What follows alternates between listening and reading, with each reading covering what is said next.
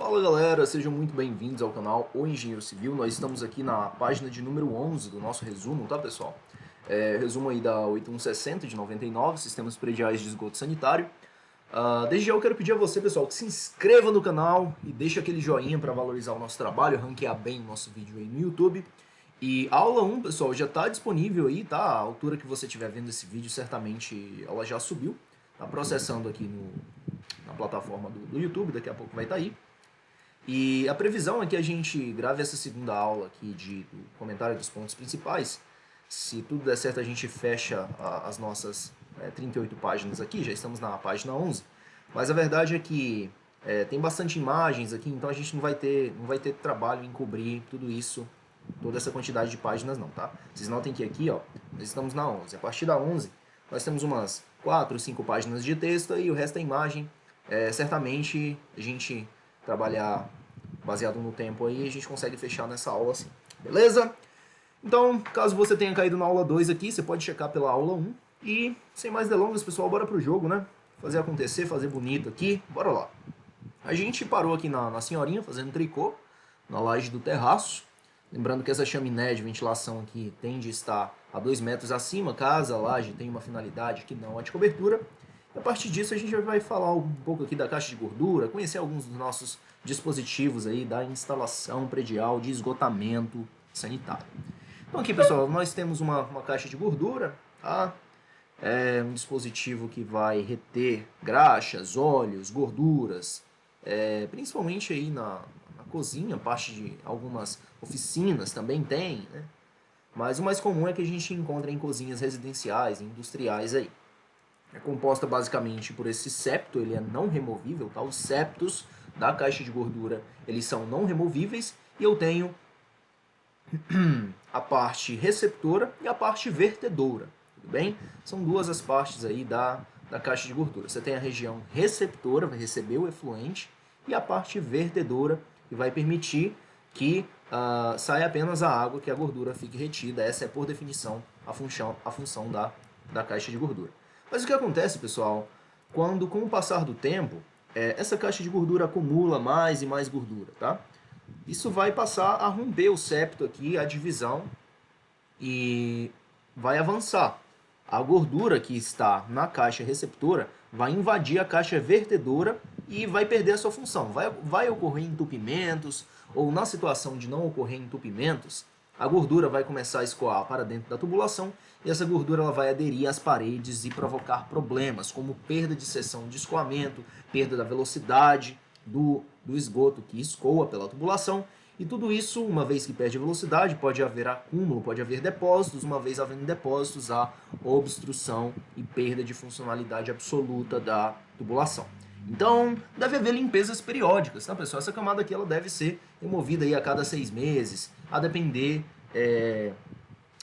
do uso. Um restaurante, evidentemente, provavelmente aí, um restaurante que atende muitas pessoas, serve muitas refeições dia, a cada 2 meses, a cada 3 meses, essa caixa de gordura vai ter de ser limpa, tudo bem? A depender do tamanho, claro, evidentemente, a gente vai falar do tamanho dessas caixas de gordura adiante. Beleza, pessoal? Requisitos gerais. Então a gente foge aqui, a gente já deixa o tópico 3 da norma, se a gente vier aqui no prefácio da norma, tópico 3 ele trata das definições, a gente já entra aqui na parte de requisitos gerais, os tópicos 4. Tópico 5, dimensionamento, tudo bem? Vamos falar um pouco dos requisitos gerais aqui então. Vamos lá. O sistema predial de esgoto sanitário deve ser separador absoluto em relação ao sistema predial de águas pluviais. Então, pessoal, aquela história que eu mostrei nas imagens aqui acima. O sistema brasileiro ele é separador absoluto. Eu tenho a rede de drenagem de águas pluviais e eu tenho a rede de esgotamento sanitário. Então vejam, são duas tubulações separadas e assim também deve o ser na parte interna da edificação, no interior da edificação. Tá? Novamente aqui, rede de esgoto e rede de águas pluviais, separador absoluto. Pessoal, o que a gente precisa levar para a vida, tá? É o quê? No Brasil, nós temos o sistema separador absoluto, isto é, água de esgoto em uma tubulação, águas pluviais em outra tubulação. Elas não devem se misturar em circunstância alguma. Entendido? E esse será um dos nossos requisitos de projeto. Vamos lá. O sistema predial de esgoto sanitário deve ser separador absoluto em relação ao sistema predial de águas pluviais, ou seja, não deve existir nenhuma absoluta. Eu vou colocar isso aqui em caixa alta, tá? Para que tenha aquele peso mais forte. Nenhuma ligação entre os dois sistemas.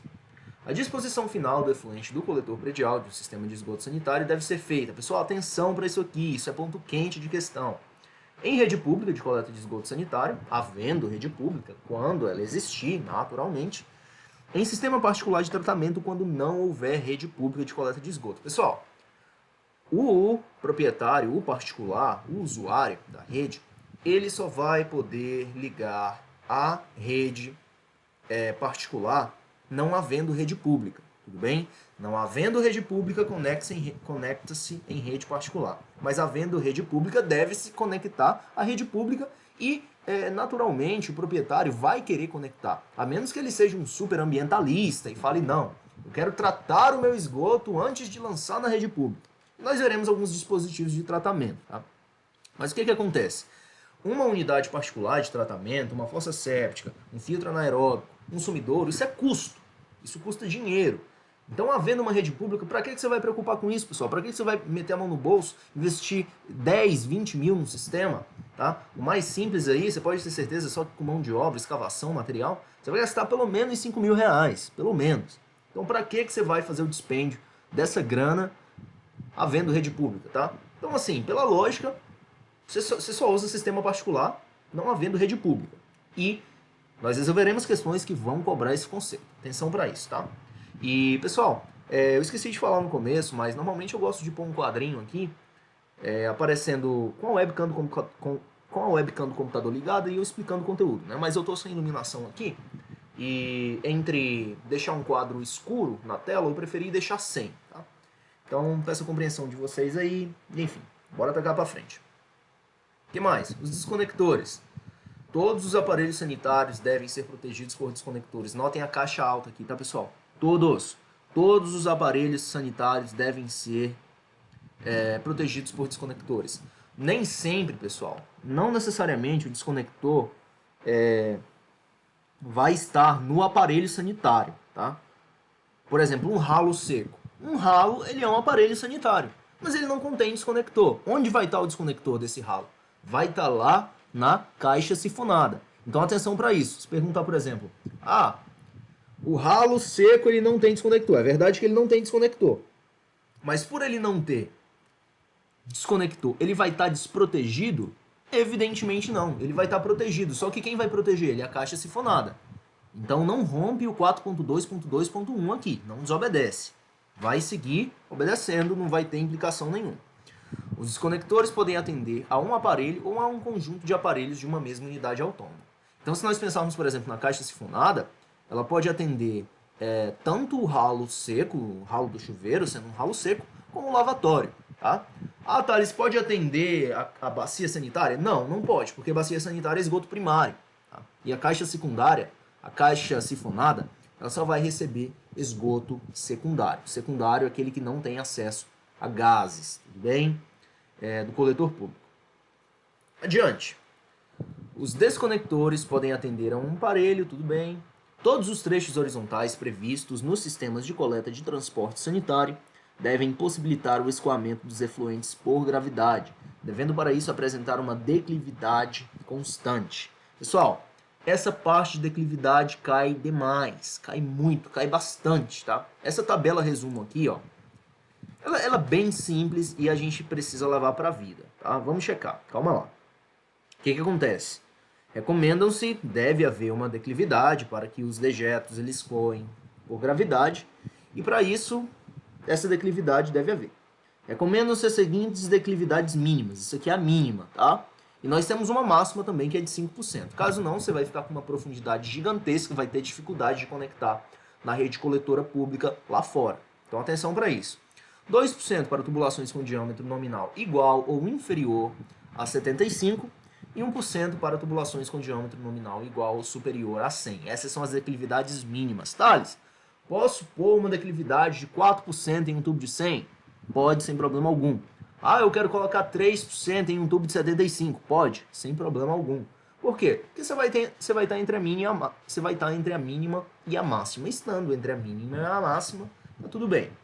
A declividade máxima é de 5, conforme eu já disse, e aqui está o resumo, tá, pessoal? Diâmetro nominal menor ou igual a 75 milímetros, declividade mínima de 2%. Diâmetro nominal maior ou igual a 100 milímetros, declividade mínima de 1%. Caixas de dispositivo, caixas e dispositivos de inspeção. O interior das tubulações embutidas ou não, tá? Embutidas ou não, é aquela história que eu falei para vocês, pessoal, quando nós discutimos lá na aula 49, a parte de caixas de inspeção. O interior das tubulações, seja elas embutidas ou não, eu preciso acessar esse interior.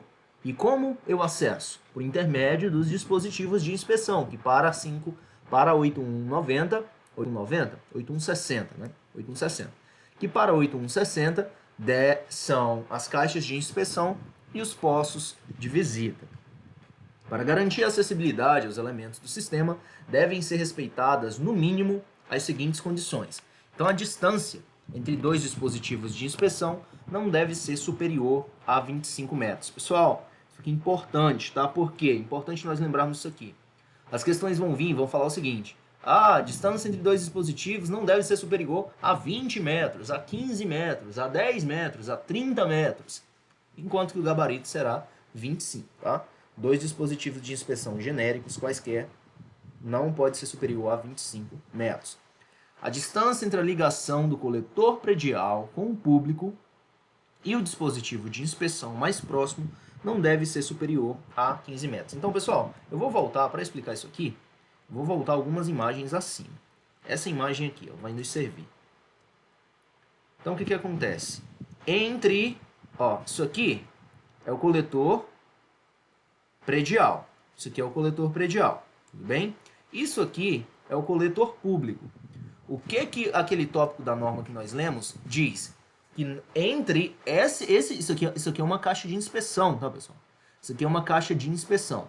Entre esse dispositivo de inspeção e o coletor público, não deve haver uma distância superior a 15 metros. A 15 metros. Repetindo aquilo que eu já falei lá na aula 49.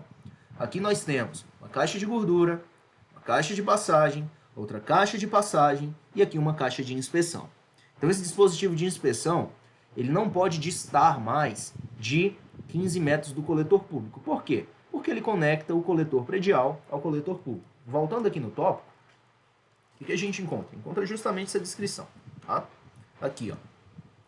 A distância entre a ligação do coletor predial com o coletor público e o dispositivo de inspeção mais próximo não deve ser superior a 15 metros. Os comprimentos dos trechos dos ramais de descarga e de esgoto de bacias sanitárias, caixas de gordura e caixas sifonadas medido entre os mesmos e os dispositivos de inspeção não devem ser superiores a 10 metros. Pessoal, atenção para isso aqui, hein? Muita atenção para isso aqui, que eu vou falar agora. Ó, trechos dos ramais de descarga, eu vou grifar os elementos, tá? Ramais de descarga, ramais de esgoto, de bacias sanitárias e caixas de gordura e caixas sifonadas. Então, nós temos 4 elementos aqui. Ramal de descarga, ramal de esgoto, caixa de gordura e caixa sifonada. O que diz é que esses dispositivos aqui, ó, vou voltar, tá? Por exemplo, aqui está a bacia sanitária. Entre o dispositivo de inspeção mais próximo e a bacia sanitária, não pode haver uma distância superior a 10 metros, tá? Não pode haver uma distância superior a 10 metros. Aqui eu tenho uma caixa de gordura. O dispositivo de inspeção não pode distar a mais de 10 metros dessa caixa de gordura, do ramal de esgoto, do ramal de descarga, tudo bem? É o que diz a letra da norma pra gente. É o que diz a letra da norma pra gente. Vamos voltar para os nossos tópicos. Tudo bem? O que mais nós temos? Eu fiz os grifos.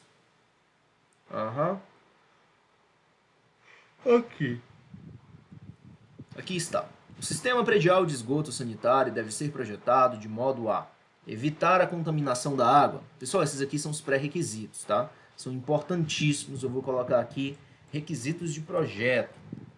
Ó, colocar aqui, ó. Requisitos de projeto. Maravilha. Requisito número 1, evitar a contaminação da água. Requisito número 2, permitir o rápido escoamento da água. Requisito número 3, impedir que os gases atinjam áreas de utilização. Requisito número 4, impossibilitar o acesso de corpos estranhos. Número 5, permitir que os componentes sejam facilmente inspecionáveis. Número 6, impossibilitar o acesso de esgoto ao subsistema de ventilação. Esse aqui é um importante, requisito importante. Número 7, a fixação dos aparelhos, permitir a fixação dos aparelhos somente por dispositivos que facilitem a sua remoção para eventuais manutenções. Então, aquela história que eu falei, pessoal, são 7 requisitos de projeto, tá? Eles são complementados aqui por informações acessórias. Eu grifei aqui só o essencial, mas se a gente for ler, o que nós temos? Evitar a contaminação da água de forma a garantir a sua qualidade de consumo, tanto no interior dos sistemas de suprimento e de equipamentos sanitários, como nos ambientes receptores. Permitir o rápido escoamento da água utilizada nos despejos introduzidos, tarará, tarará. Pessoal, esses são os requisitos básicos. Nós devemos nos lembrar de tudo isso? Sim, mas a gente guarda, o que a gente faz? A gente guarda esses elementos aqui, ó, destacados, que serão gatilhos, tá? Vão servir para disparar a memória que nós temos de toda a extensão desse tópico. Então, se a gente for falar em termos gerais, como já foi falado, evitar a contaminação, permitir o rápido, muita questão, pessoal, vai trocar esse rápido aqui por um lento, tá? Vai dizer assim, lento escoamento, não é lento escoamento, é rápido, rápido escoamento. Permitir o rápido escoamento da água utilizada e dos despejos introduzidos, evitando a ocorrência de vazamentos, tarará, tarará. Impedir que os gases atinjam áreas de utilização, impossibilitar o acesso de corpos estranhos, onde? Ao interior do sistema. Permitir que seus componentes sejam facilmente inspecionáveis, impossibilitar o acesso de esgoto ao subsistema de ventilação, permitir a fixação de aparelhos sanitários, de modo que sejam facilmente removíveis, tá? Na situação de manutenções. A extremidade aberta de um tubo ventilador primário ou coluna de ventilação não deve, tá? Aí aqui nós temos as descrições. Pessoal, atenção. Nós temos um tubo ventilador primário ou uma coluna de ventilação que a ponta deles estará exposta à atmosfera. Ou, no caso, esse tubo ventilador primário, essas colunas de ventilações se conectem a um barrilete de ventilação, deve também, a ponta desse barrilete de ventilação vai estar exposta à atmosfera, caso não é uma ventilação, certo? E o que nós temos é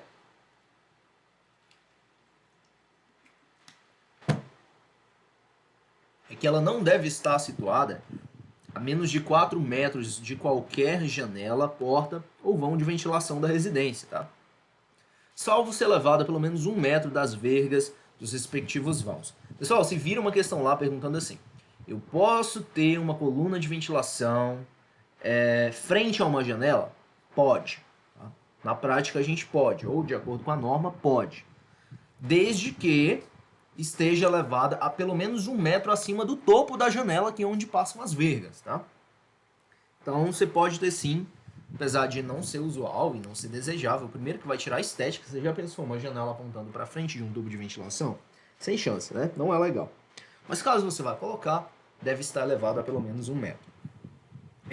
E na distância horizontal, a pelo menos 4 metros.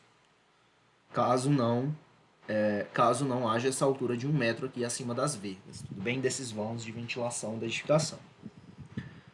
Letra B. Deve-se situar a uma altura mínima, igual a 2 metros, acima da cobertura, no caso de laje, utilizada para outros fins, além de cobertura, ou caso contrário, essa altura deve ser, no mínimo, igual a 0,30 metros. Lembrou da vovozinha lá, fazendo crochê, que nós mostramos antes? Isso mesmo.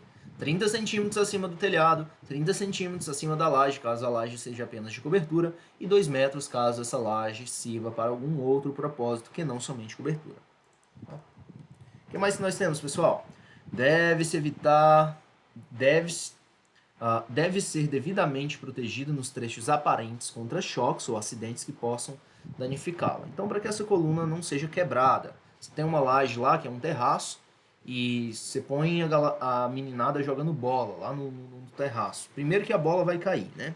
Lá de cima, que vão chutar de qualquer jeito. E segundo, eles podem atropelar a coluna de ventilação, o que vai danificar, você vai ter que mexer na laje, um transtorno só. Então, elas devem ser protegidas nos trechos aparentes contra choques ou acidentes que possam danificá-la. Deve ser provida de terminal, tipo chaminé T ou outro dispositivo que impeça a entrada de águas pluviais diretamente ao tubo de ventilação. Pessoal, não é só o tubo subindo lá, tá? Você precisa ter uma proteção ali do tipo chaminé, do tipo T, tá? O que a gente chama de terminal de ventilação. Se a gente vier aqui, terminal de ventilação. Terminal de ventilação, esse dispositivo aqui, tudo bem? É o mais comum, é o mais usual e é o que a gente vê aí nas colunas de ventilação. Terminal do tipo chaminé, o pessoal fala também. Entendido? Vamos voltar. O que mais que nós temos? Toda tubulação de ventilação deve ser instalada com aclive mínimo de 1%, de modo que qualquer líquido que porventura nela venha ingressar possa escoar totalmente por gravidade para dentro do ramal de descarga ou de esgoto em que o ventilador tem origem. Da história que eu falei para vocês, né, pessoal? Isso aqui já foi explicado, não sei se nesse vídeo, mas no vídeo 1 foi. Vídeo 1 foi. Bacias sanitárias instaladas em bateria devem ser ventiladas por um tubo ventilador de circuito, ligando a coluna de ventilação ao ramal de esgoto na região entre a última e a penúltima bacias sanitárias, conforme indicado na figura 8. Pessoal, a gente vai tornar a discutir isso aqui quando a gente chegar lá na imagem. Mas atenção, tubo ventilador de circuito ele vai atender mais que uma bacia sanitária, tá? São bacias sanitárias ligadas em série, em bateria. O que vai acontecer? Deve haver essa ventilação entre a última e a penúltima bacia daquela fileira. A gente vai ver lá na figura 8, vai chegar lá agora. Deve ser previsto um tubo ventilador suplementar a cada grupo de no máximo 8 bacias sanitárias, contadas a partir da mais próxima ao tubo de queda. Então, eu vou copiar isso aqui, e vou deixar junto da imagem aqui já, para facilitar, tá? Quando a gente for discutir esse ponto. Aqui está. Ó, vou colocar aqui abaixo. Vai ficar legal. Maravilha. Perfeito. Tá? Quando a gente... Já que a gente começou a discussão, vamos terminar, né? O que acontece, pessoal? Bacias sanitárias instaladas em bateria, que nós temos as bacias sanitárias em série, em bateria, tá? Em bateria, na verdade. Pode dizer que está em série também, de certo modo. Enfim, devem ser ventiladas por um tubo ventilador de circuito, ligando a coluna de ventilação às bacias, conforme indicado na figura 8. Então tá aqui figura 8, ventilação em circuito. Esse pontilhado aqui, ó, esse trecho aqui é a coluna de ventilação. É um tubo de queda, tá? Mas esse tubo de queda, a gente se atenta a ele e vê que aqui no pontilhado nós temos uma coluna de ventilação. Vamos pensar dessa forma. Então o que acontece?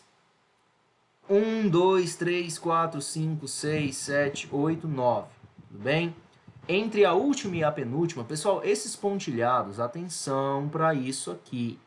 Esses pontilhados são tubulação de ventilação, tá? É tubulação de ventilação. Então aqui eu tenho 9 bacias sanitárias, eu vou contar os 8 primeiros a partir da mais próxima da ventilação, ou mais próxima do tubo de queda. Mais próxima, última e a penúltima, tá? Devem ser ventiladas o mal de esgoto na região entre a última e a penúltima bacia. Eu acho que eu deixei alguma coisa lá para cima sobre os tubos suplementares. Peço só um pouco de paciência para vocês, que eu vou buscar o outro pedaço da informação que está faltando. Tá? A parte que trata do tubo suplementar. Aqui, ó, isso mesmo. Acabou que a gente não trouxe esse pedaço de informação e foi buscar ele lá agora. Agora a gente insere ele aqui e toca para frente. O que acontece, pessoal? Deve ser previsto um tubo ventilador suplementar a cada grupo de no máximo 8 bacias sanitárias contada a partir da mais próxima tubo de queda. Então tá aqui o tubo de queda, até 8 bacias, normal, tá? Você vai ter um tubo aqui entre a última e a penúltima. Agora, passou de 8, tudo bem? Então, por exemplo, aqui suponhamos que você tem 17, tá? 17 bacias. Você vai contar 8 e já vai ter um tubo de ventilação lá normal. Você contou mais 8, você vai ter de adicionar um tubo suplementar, tá?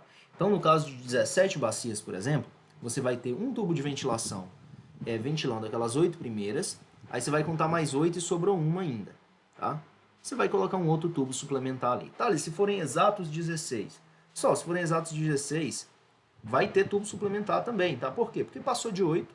No caso de haver 17, o que você teria seria 2 tubos suplementares. 2 tubos suplementares.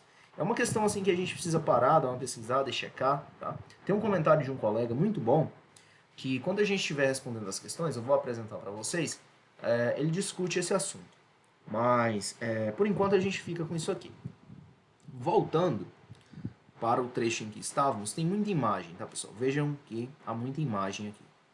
Então, a gente não vai penar muito trabalhando isso aqui, não. Tudo bem, vamos falar do dimensionamento. Dimensionamento das caixas sifonadas. Devem ter as seguintes características mínimas. O diâmetro nominal vai ser 100 se se aquela caixa receber até 6 unidades Hunter de contribuição, 125 se receber 10, 150 se receber 15, tá? Dá para facilmente fazer uma tabela disso aqui. Inclusive eu fiz. Tá aqui. O ramal de esgoto da caixa sifonada deve ser dimensionado conforme indicado na tabela 4. Essa não é a tabela 4 da norma a gente vai checar depois, tá? As caixas sifonadas especiais devem ter as seguintes características mínimas. Fecho hídrico, essas aqui são as caixas sifonadas de que tipo? Especiais. Não é as caixas comuns já pré-fabricadas, tá? São as especiais. Então as caixas sifonadas especiais devem ter as características mínimas de fecho hídrico com altura de 0,20 metros. Quando cilíndricas, devem ter o diâmetro interno de 0,30 e quando prismáticas, de base poligonal, devem permitir, inclusive faltou tirar isso aqui, devem permitir na base a inscrição de um círculo de 30 metros. 30 metros não, 0,30 metros, a 30 centímetros. Devem ser hermeticamente fechadas e tampa facilmente removível para manutenção. Pessoal, apesar da tampa dever ser facilmente removível para manutenção, elas devem ser hermeticamente fechadas, isso é, não permitir a passagem de gases, tá? Então deve haver um anel de borracha ali, algum elemento que faça essa vedação. Devem ter orifício de saída com um diâmetro nominal mínimo de 75. Essas caixas aqui são as de que tipo? As caixas sifonadas especiais. Nós não estamos falando de caixas quaisquer, estamos falando das especiais, que são aquelas que recebem uma unidade Hunter de contribuição acima de 15, tá? Assim como as caixas de gordura lá. Quando você tem cozinha simples, cozinha dupla, 3 a 12 cozinhas, aquela história, a gente vai ter que dimensionar caixas de gordura específicas para aqueles estabelecimentos. Aqui também, no que diz respeito às caixas sifonadas, se você tem uma unidade Hunter de contribuição muito alta, o resultado é que você vai ter de projetar uma especial também, atendendo esses requisitos mínimos aqui. Caixas de gordura. Falando em caixas de gordura, né, pessoal? Vamos discutir um pouco delas aqui. Atenção. As caixas de gordura devem ser dimensionadas levando isso em conta o que segue. Conforme o número de cozinhas. Se você tem uma cozinha, você vai utilizar uma CG, caixa de gordura, pequena ou simples. 2 cozinhas, você vai utilizar uma simples ou dupla. 3 a 12 cozinhas, aí obrigatoriamente tem que ser uma dupla, que ela tem uma capacidade de retenção de 120 litros de gordura. Tá? Mais de 12 cozinhas, pessoal. Um restaurante, uma escola, tudo bem? Um quartel, ou um refeitório industrial que prepara para muitas, que equivale, né? O equivaleria a mais de 12 cozinhas, você vai ter uma caixa de gordura especial retangular, onde a altura molhada dela vai ser 0,60, porém, o septo submerso ele vai ser de 0,40. Isso aqui está tudo na norma. Thales, me mostra. Mostro sim. Vou colocar aqui, ó, caixa de gordura. A gente vai ver isso na prática lá, a capacidade em litros de cada uma delas, tudo bem? Está lá na parte de dimensionamento. Vamos avançar mais um pouco. Dispositivos, caixas de gordura, vejam só, aqui está. Caixas de gordura podem ser dos seguintes tipos. Pequena, aí além da pequena a gente tem a simples, depois da simples tem a dupla, e finalmente as especiais. Nós utilizaremos essa fórmula aqui, ó, volume é igual a 2 vezes N mais 20, isso para onde? Para escolas, tá? Quartéis, indústrias, e aí segue. Tá tudo grifado aqui, lá na página 19, você pode fazer o download da norma aí na descrição e consultar depois. N é o número de pessoas servidas pelas cozinhas que contribuem para a caixa de gordura no turno em que existe maior afluxo. As caixas de gordura devem ser divididas em 2 câmaras, a câmara receptora e a câmara vertedora. Novamente, câmara receptora e câmara vertedora. Isso aqui a gente vai mostrar guias e comandos, vai fazer um grifo. Câmara receptora vai receber os efluentes contendo a gordura e a vertedora, teoricamente, vai permitir o afluxo só da água, tá? Só da parte líquida, a gordura já ficou retida. E detalhe, o septo é não removível. A questão pode simplesmente dizer assim, ah, o septo é removível. Você vai falar, não, o septo é não removível. Beleza, pessoal? Vamos falar um pouco do dimensionamento agora. A gente falou do dimensionamento de forma assim, passamos, né? Nós tocamos esse assunto.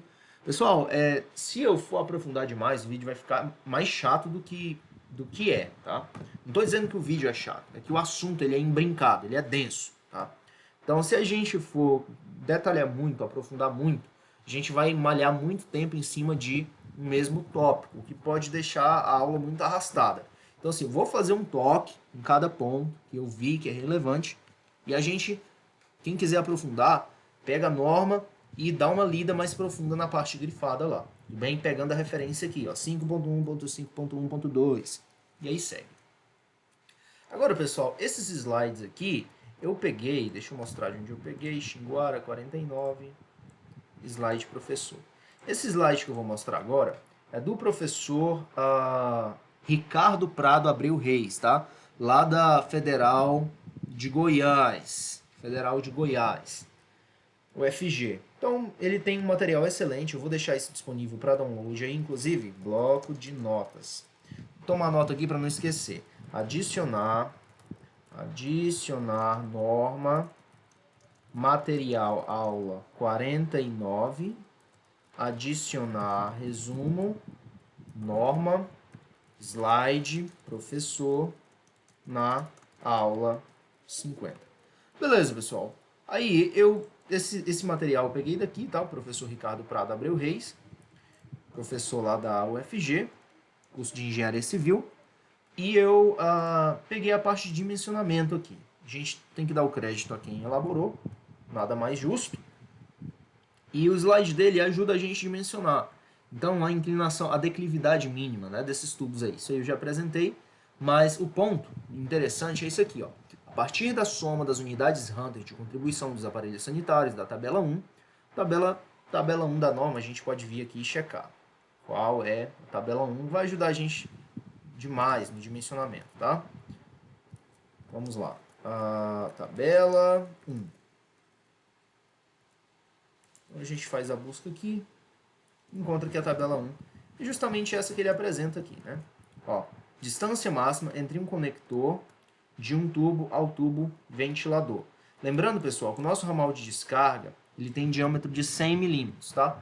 Pode haver uma exceção para as descargas, para as bacias sanitárias, em que esse ramal de descarga ele possa ser de 75 milímetros, desde que seja apresentada uma justificativa, conforme os anexos da norma, tá? De que sim, deve haver ali um ramal de 75 milímetros naquela bacia. Mas, de modo geral, 100 milímetros. E a distância máxima do ramal de ventilação, do tubo ventilador, até essa bacia sanitária deve ser de 2,4 metros. Tá? Importante ter isso aqui em mente. Mas a tabela 2, que é a que ele apresenta aqui como tabela 1, tá? Aqui deveria ser tabela 2 e não tabela 1.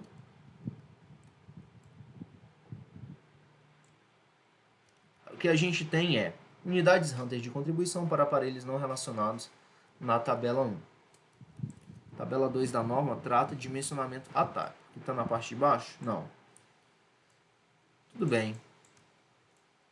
Tá. Isso aqui, dimensionamento de colunas e barriletes de ventilação, a gente está falando de quê? Dimensionamento de ramal de descarga. Então vai estar nas tabelas mais adiantes. Aqui a gente tem as unidades Hunter de contribuição a partir dos aparelhos, tudo bem? Bacia sanitária 6, bacia de residência 2. E a partir dessas unidades Hunter de contribuição, lembrando que é uma unidade de vazão, tudo bem? Uma unidade Hunter de contribuição é 28 litros por minuto. Então, se eu digo que uma bacia sanitária, ela 28 vezes 6, 28 vezes 6, vai dar 168. O que eu estou dizendo, na verdade, é que ela tem o potencial de contribuir com 168 litros por minuto, tá? É a vazão dela, o que ela pode descarregar. É uma vazão que ela pode eventualmente descarregar. E para isso, vou ter os diâmetros nominais correspondentes conforme as unidades Hunter de contribuição. Pessoal, essa tabela que ele está usando aqui, eu vou encontrar lá na norma aqui, eu não encontrei ainda, calma lá. É a tabela 4, tá? É a tabela 4. Ele está chamando aqui de tabela 2, tabela 1, mas não é tabela 4. Essa tabela 4 aqui, quando a gente vai usá-la? Quando nós não tivermos aqui na tabela 1 a lista, tá? Porque aqui ó, eu tenho a bacia sanitária, os aparelhos sanitários mais comuns. Bebedouro, bidê, chuveiro, lavatório, tá? Quanto um lavatório consome, quanto um lavatório despeja de esgoto. A gente vem aqui na tabela 3 e checa. Um lavatório despeja, se for de uso geral, 2 unidades Hunter de contribuição.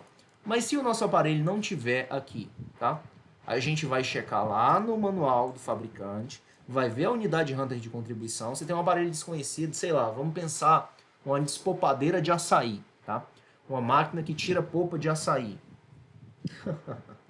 Pessoal acha que o Pará é só açaí. Tem mais coisa aqui, viu, pessoal? Mas é uma referência imediata, quase é o Pará e o açaí. Mas resumo.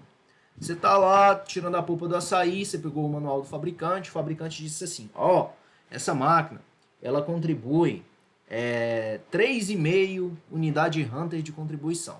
Você vai falar, poxa, 3,5 é 50.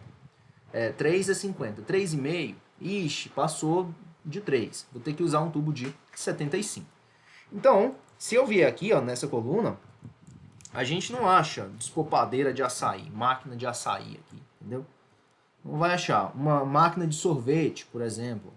Apesar que uma máquina de sorvete, eu não sei se ela tem saída de esgoto, mas a gente não encontra relacionado aqui também. Então, nessa situação, você vai pegar o manual do fabricante e vai vir para cá. Vai vir para cá. Aí o que o professor fala aqui? Ó? Um lavatório para a escola. Se a gente vier aqui, não tem lavatório para a escola, mas tem lavatório de uso geral. E lá na tabela, lá no manual do fabricante, por exemplo, diz que esse lavatório de escola, a gente está supondo aqui, tá? Tem unidade Hunter de contribuição de 2. A gente vai vir, 2, o diâmetro nominal para o ramal de descarga vai ser de 40 milímetros. Lembrando, pessoal, que o mínimo, tá? O ramal de descarga, o diâmetro do ramal de descarga mínimo é de 40 milímetros. Conforme a gente pode ver aqui, ó, a gente procura um ramal de descarga menor, a gente não acha. Mesmo para um bebedouro, tá? Mesmo para um bebedouro, tá aqui, ó, a gente vai utilizar um ramal de descarga de 40 milímetros de diâmetro nominal. Tocando para frente, dimensionamento de ramais de esgoto. Aí a gente já vem para uma outra tabela. Isso aqui é dimensionamento de ramais de descarga, tá? Ó, unidades Hunter de contribuição dos aparelhos sanitários e o diâmetro nominal mínimo dos ramais de descarga. Só que nós não estamos falando mais de ramais de descarga, estamos falando agora dos tubos de queda. É tubo de queda? Ramal de esgoto. Ramal de esgoto. Então tá, ramal de esgoto. Tá aqui, ó. Ramal de esgoto, antes a gente estava falando do quê? De ramal de descarga. Tá? Ramal de descarga. Agora a gente passou a falar de ramal de esgoto. Então, para esse ramal de esgoto que nós estamos analisando, tem um lavatório, um chuveiro e um bidê. Somando tudo, 4 unidades Hunter de contribuição. Aí a gente vem para a tabela 3. Opa, tabela 3, 40 milímetros. Na verdade, a tabela que ele está usando é uma outra tabela. Essa tabela aqui é de quê? De ramal de esgoto. Então, se é 3 unidades Hunter, apesar que isso aqui é o máximo, né? O que ele considerou, acredito que tenha sido o seguinte. Poxa, 3 está no limite, eu vou pegar um maior, vou pegar um de 6. Tá? Porque se a gente vier na tabela 3, a tabela 3 não corresponde. Ó. Tabela 3 é essa aqui, unidades Hunter de contribuição para ramais de descarga. Aqui ele não está falando de ramais de descarga, ele está falando de... a tabela 3 que ele faz referência é a própria tabela dele, né? Ainda assim, não. Pessoal, resumo. Você vai somar as unidades Hunter e consultar a tabela correspondente. Se é ramal de descarga, vou olhar a tabela de ramal de descarga. Se é a tabela de esgoto, vou olhar a tabela de ramal de esgoto e assim segue.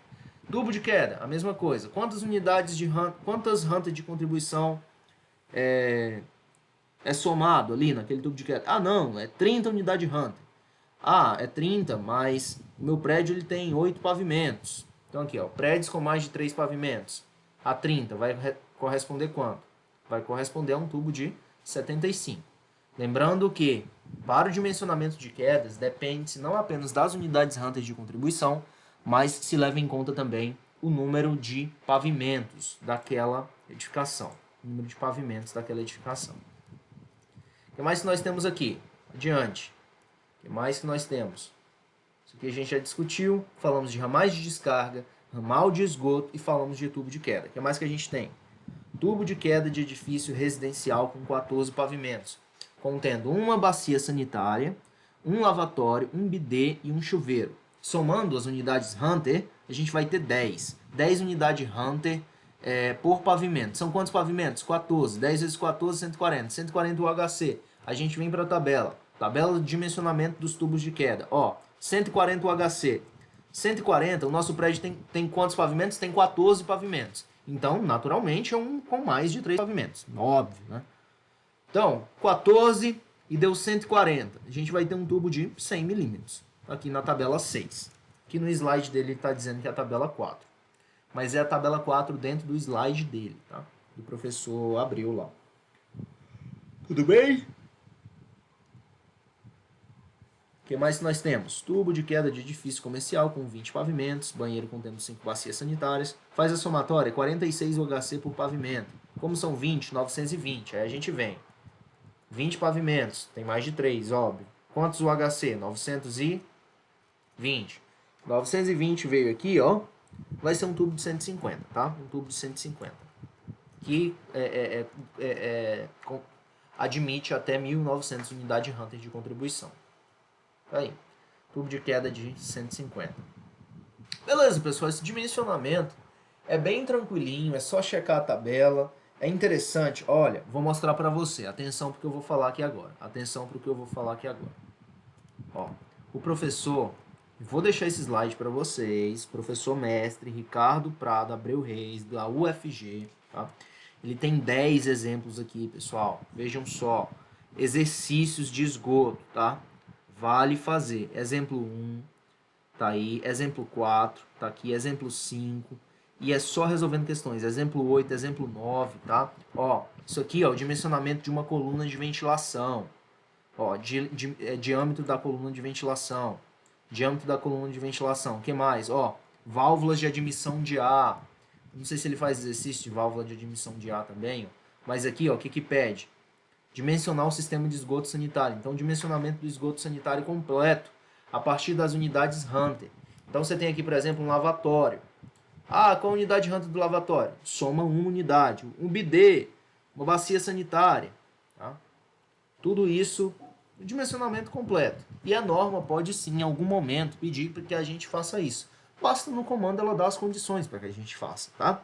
Basta no comando ela dar as condições. Então, o conselho que eu dou é, eu vou deixar disponível aqui no link do Dropbox, pega esse slide do professor e resolva os 10 exemplos, tá?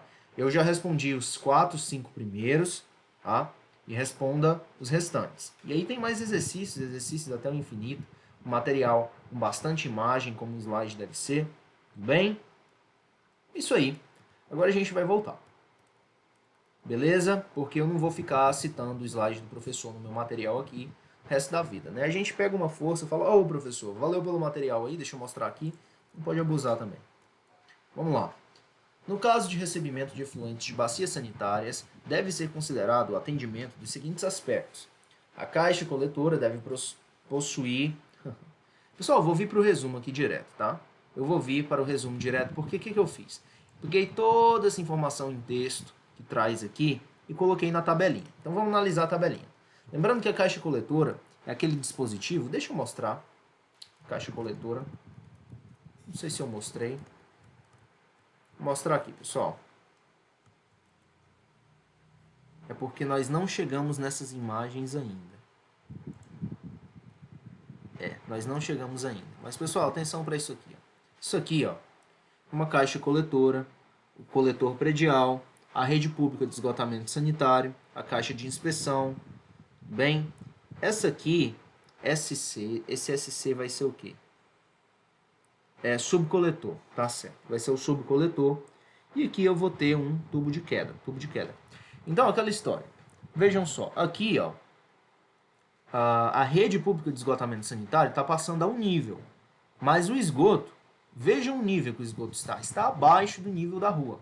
Então, eu vou precisar de uma caixa coletora, isso aqui é uma bomba de sucção recal, que é uma motobomba, que vai elevar esse esgoto até a caixa de inspeção e o nível da rua lá.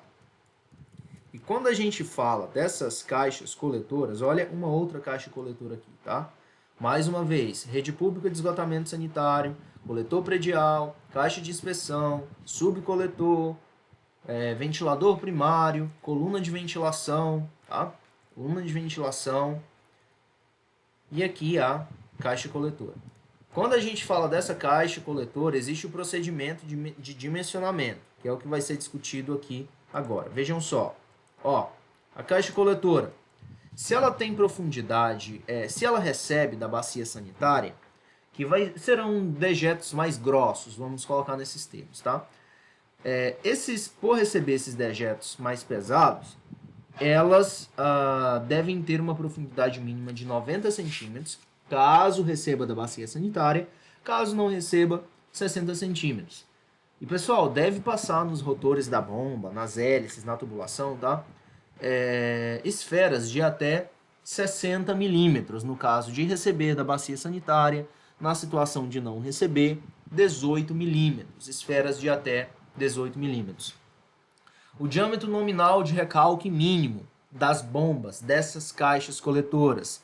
Se recebe da bacia, o diâmetro mínimo de recalque é 75. Se não recebe, o diâmetro mínimo de recalque é 40. Então, pessoal, essa tabela, ela sistematiza e resume todo esse texto aqui acima, tá? Mas caso você queira ler em mais detalhes, esteja à vontade. Os tipos de sifão. Tipo S.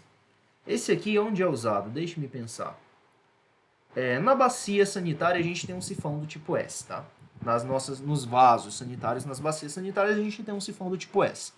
Sifão do tipo P, onde a gente tem? Normalmente nós temos nas pias, tá? Nas pias, nos tanques de lavar roupa. Nas pias e nos tanques de lavar roupa. O sifão do tipo garrafa, nós normalmente os temos em lavatórios. E a caixa sifonada, naturalmente, é desnecessário, né, pessoal? Autoexplicativo isso aí. Dispositivos de inspeção. Vamos falar um pouco agora de caixa de inspeção e posto de visita. Dispositivos de inspeção. As caixas de inspeção devem ter... Eu vou direto para a tabela também, vai facilitar a nossa vida. Dispositivos de inspeção. Podem ser caixa de inspeção, tudo bem? Ou um posto de visita. Será a caixa de inspeção quando a profundidade for menor ou igual a 1 metro. E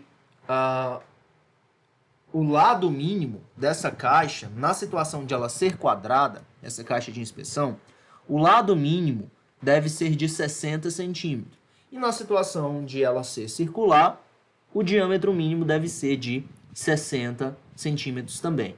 A mesma coisa, pessoal, para o posto de visita, tá? O posto de visita será quando a profundidade for maior que 1 metro. Sendo maior que 1 metro, ele vai precisar ter um lado mínimo, caso seja quadrado, de 1,10 metros e um diâmetro mínimo de 1,10 metros, caso ele seja circular. Acima de 1,80, o posto de visita ele vai ter uma câmara de acesso, tá? Ou chaminé de acesso. Essa chaminé ela deve ter um diâmetro mínimo de 60, com escada, e câmara de trabalho com uma altura mínima de 1,50. Vamos dar uma checada aqui, pessoal, que eu não copiei a imagem, mas vamos colocar assim, ó. Balão, poço de visita. Balão, poço de visita. É justamente isso aqui que a gente tem um poço de visita. Eu já fiz essa pesquisa aqui, eu só não adicionei lá, tá? É importante, pessoal, a gente trabalhar com imagens, tá? Visualização é importantíssimo. Então, essa chaminé aqui, ela deve ter um diâmetro mínimo de 60 centímetros para permitir o acesso, deve possuir escada, e esse balão aqui é o que a gente chama de câmara de trabalho. Essa largura, ela não deve ser inferior a 1,10 metros, e esse diâmetro aqui, ele não deve ser inferior a 0,60. Resumo da história. deve haver 1,50 metros livres aqui para o trabalhador inspecionar essa tubulação, beleza? E a gente tem um posto de visita mais clássico, assim, isso aqui é como ele é de verdade, tá? De modo geral. É isso aí, um outro posto de visita aqui, tudo bem? Vale sempre dar uma checada, tá, pessoal? Isso aqui é uma vista, ó, uma vista em planta de um posto de visita. Olha só, a maneira como a tubulação chega aqui. Maravilha! Vamos tocar para frente. O que mais? Então a câmara de trabalho também vou chamar de balão, e a câmara de acesso eu vou chamar de chaminé de acesso, altura mínima de 1,50, conforme está discutido aqui, tá? E o posto de visita, pergunta, o posto de visita sempre vai ter câmara de trabalho ou balão? Não, não é sempre que vai ter. Só vai ter quando ele possuir altura não, uma profundidade duas partes quando a profundidade total for igual ou inferior a 1,80. Quando ele tiver altura superior a 1,80. Inclusive, pessoal, vamos checar isso aqui na norma, tá? Porque tá falando igual ou inferior.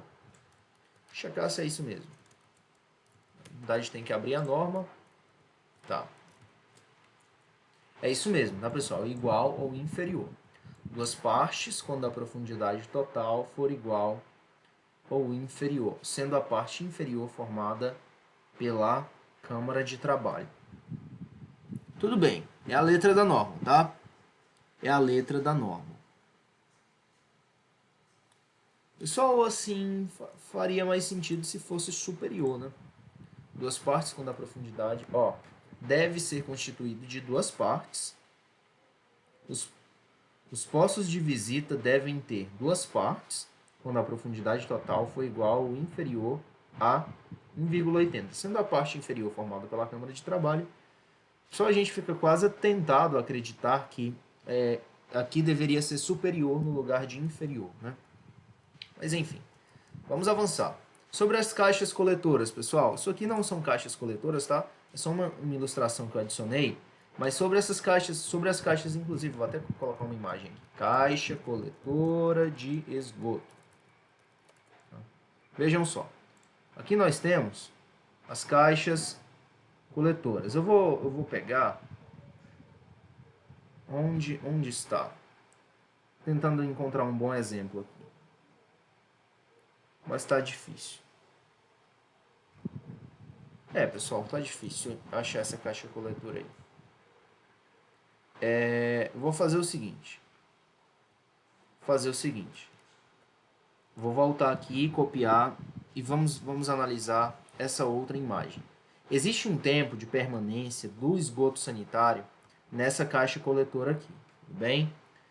Se ele fica mais de 30 minutos aí, pessoal, perde-se as condições de aerobiose do esgoto. Ou seja, a aerobiose vai falar das condições de oxigênio do esgoto. Se eu perco as condições de aerobiose, as bactérias aeróbicas, as bactérias que sobrevivem, enfim, precisam de oxigênio para sua sobrevivência, elas vão morrer, vão começar a morrer, vão surgir bactérias anaeróbicas que vão começar a se alimentar dessa matéria orgânica, ou seja, vai começar a decomposição já na caixa coletora, coisa que a gente não quer e deve se afastar disso. Para tanto, deve haver um tempo máximo de permanência do esgoto sanitário na caixa coletora não superior a 30 minutos, tá? 30 minutos. Vejam só.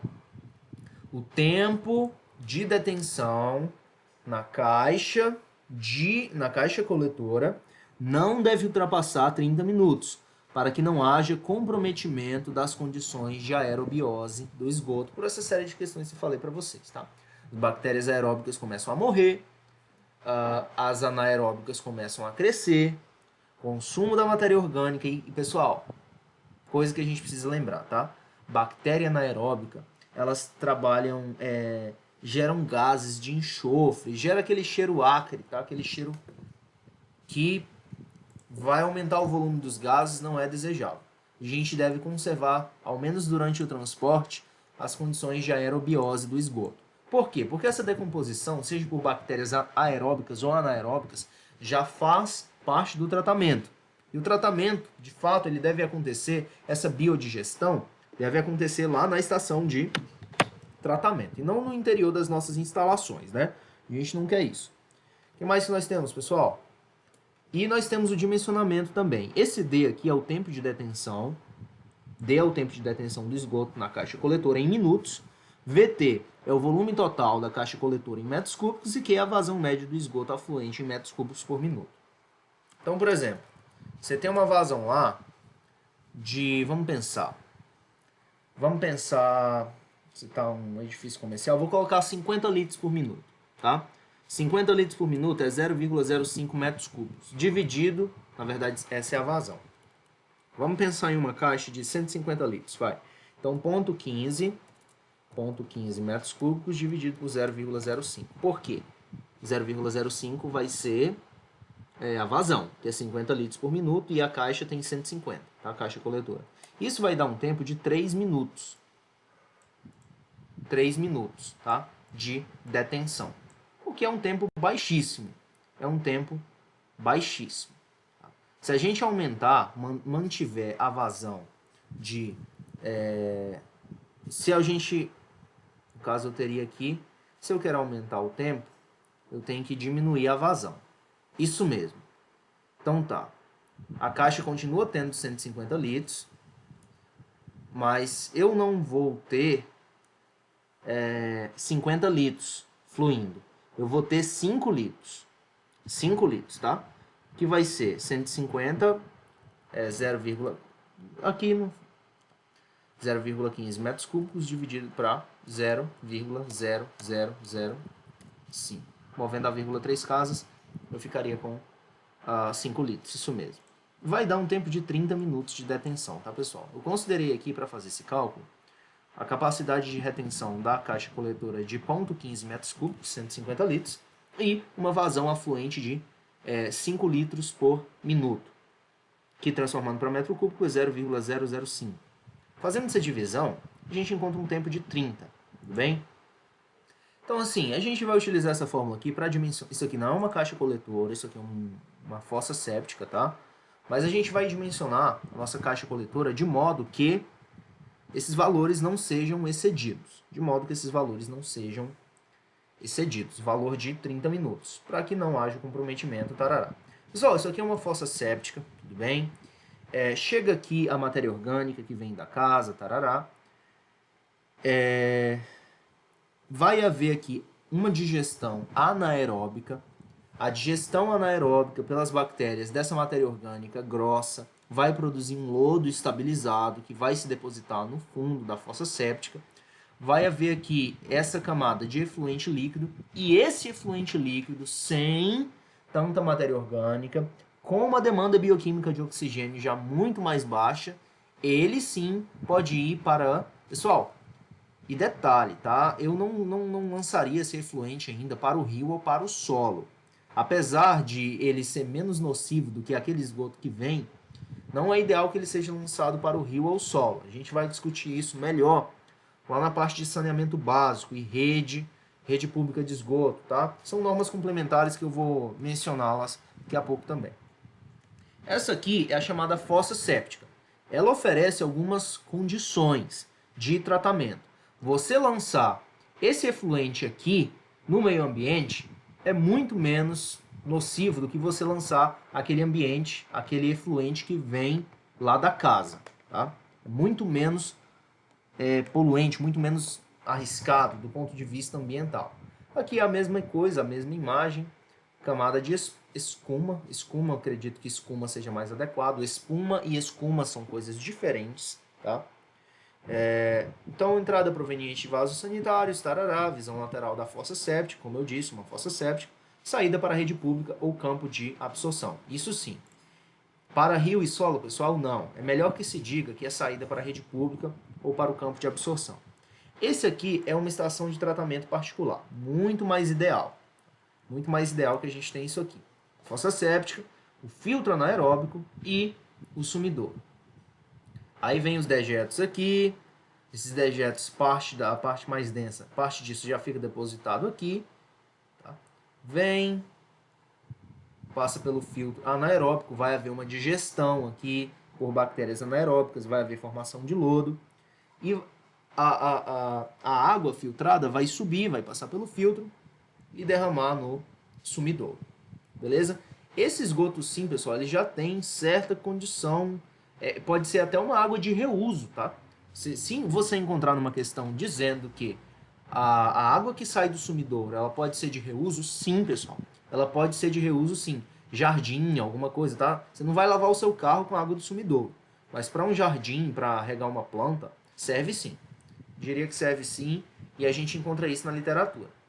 Fossa séptica, filtro anaeróbico, brita de número 4, tá? Ou material filtrante. Aqui você pode colocar areia, brita de número 4, carvão, tudo bem? Pedregulho, cascalho, e ir diminuindo a granulometria de baixo para cima aqui. Aqui você coloca pedregulho, tá? Uma brita 0, uma brita 1.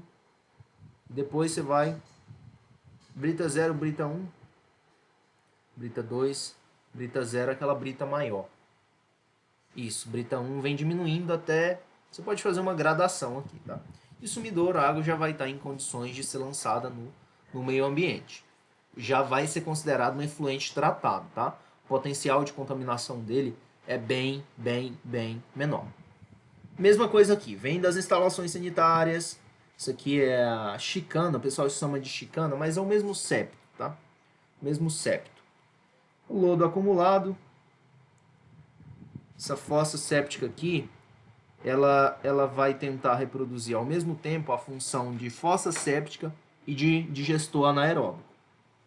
E depois, não, na verdade o filtro anaeróbico está aqui, né? Isso mesmo. Fossa séptica, filtro anaeróbico. O que eu estou procurando aqui é pelo sumidouro. Mas só que aqui eles não lançam no sumidouro, eles mandam para a rede de esgoto pluvial. Olha só, pessoal, olha só isso aqui, hein? O esgoto tratado ele pode ser lançado até mesmo na rede pluvial. Por quê? Porque a rede pluvial vai para os rios. E você pode lançar um esgoto tratado nos rios. É o corpo receptor chamado, tá? Aqui, outra ilustração. Caixa coletora, manda para a fossa séptica. O fossa séptica vai para o filtro anaeróbico. Do filtro anaeróbico vai para o sumidouro. E é importante aprender essa sequência. Fossa, filtro, sumidouro. Fossa, filtro, sumidouro. Fossa, filtro, sumidouro. E aqui está o lençol freático, tá? Essa água ela pode sim vir para o lençol freático, apesar que ninguém se agrada da ideia de estar bebendo água de sumidouro, mas vinda do lençol freático, ninguém, não agrada a mim, eu tenho certeza que não agrada a você, tá bebendo água de sumidouro, mas esse esgoto ele está em muito melhor condição do que simplesmente só passando por uma fossa negra, que é crime ambiental até, tá, pessoal? A água que penetra, se eu jogasse se essa fossa aqui não fosse impermeabilizada, jogasse direto aqui, essa água que desceria aqui viria com coliformes, seria vetores de doenças, seria um cenário terrível, tá? Ó, aqui é a fossa séptica de novo, e é escuma, tá, pessoal? Escuma. Inclusive, vale a gente até vir aqui, ó, fazer essa busca para fixar. Escuma. Ó, o que é escuma? É gente de baixa extração social. Não é isso aqui, não. Isso aqui é escuma. Isso aqui é escuma. Ó, bolhas esbranquiçadas em cima de um líquido agitado ou aquecido. Indústria, escória, sobrenadante aos metais. Isso aqui é uma escuma. Tem até aqui, ó, um artigo, escuma versus espuma, tá? A gente encontra escuma em caixas... Que é isso? Koala da escuma. A gente encontra escuma em caixas de gordura, tá? Etc, etc. Olha aí, aí está, a escuma. Isso aqui se forma na fossa, tá? Se forma na fossa. Olha só, a escuma aí, ó, na estação de tratamento. Veja só, dá para abrir essa imagem? Dá para, tá? A escuma aí na estação de tratamento. Curioso. Enfim. Beleza, pessoal. Vamos voltar para o nosso conteúdo. Aí tá aqui o removedor de escuma em estação de tratamento. Tarará. Beleza. Vamos lá. Voltar. Ah, esse aqui é o posto de visita que eu estava procurando para mostrar. Vale checar isso aqui também, tá? Tá carregando aí? Olha só. Isso aqui, como ele é quadrado, ele deve ter 1,10. 1,10 mínimo, tá? Exposto de visita, forma perdida aqui. Na verdade, não deveria ser forma perdida, é só porque chegaram a aterro mesmo.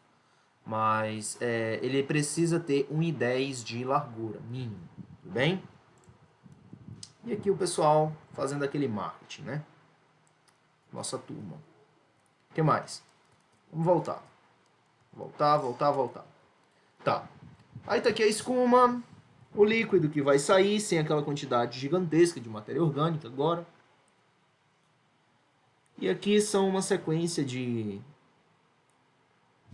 fossas sépticas, tá? Pelo que eu consigo ler aqui. Isso aí.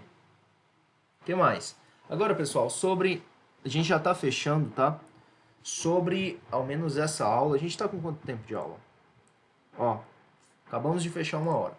Mas vamos fechar só essa parte aqui, para a gente encerrar esse vídeo e abrir um outro.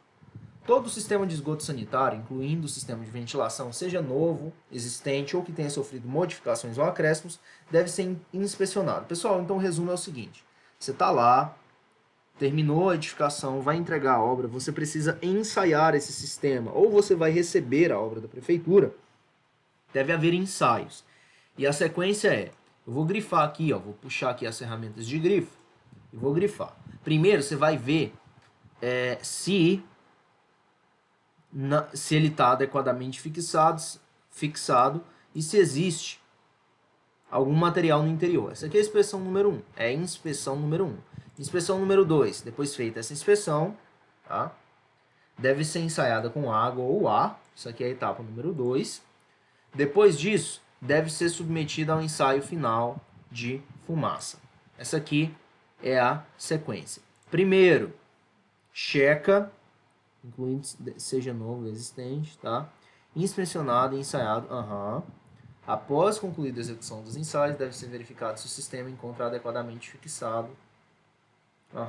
Então, pessoal, primeiro você vai ver se não tem nenhum corpo estranho, vai limpar, vai desobstruir, vai tirar tudo de dentro. Depois você vai ensaiar com água ou com ar. E depois, finalmente, vai ter um ensaio de fumaça, tá?